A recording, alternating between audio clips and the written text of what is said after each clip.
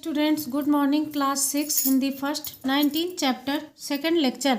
बेटा वो व्यक्ति अपनी पत्नी से कहता है कि अगर तुम नहीं मानोगी तो मैं घर के सारे बर्तन तोड़ दूंगा, फिर तुम कैसे दोगी। ऐसा कहते हुए उसने मिट्टी के चारों पांचों बर्तन तोड़कर ज़मीन पर फेंक दिए।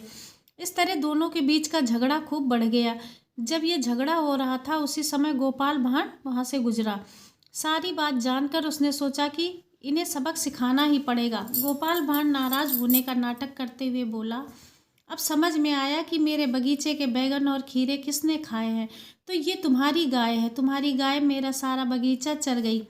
तुम्हें उसकी कीमत चुकानी पड़ेगी अथवा मैं तुम्हारी शिकायत राजा से करूँगा। खीरे बैगन बगीचा, तुम्हारे पास तो कोई बगीचा ही नहीं है। पति दोनों एक साथ बोले।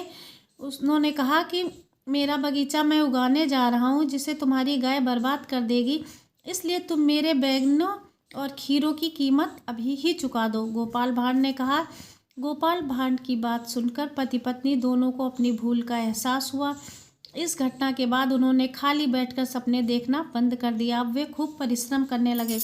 बेटा इस कहानी से, ये केवल पढ़ने के लिए है, ये कहानी से हमें ये शिक्षा मिलती है कि हमें जीवन में हमेशा परिश्रम करना चाहिए, अपना कर्म करना चाहिए, कभी भी सपने नहीं देखना चाहिए। सपने करके दिखाने चाहिए, तभी वो साकार होते हैं। सपने देखने से जीवन नहीं कटता।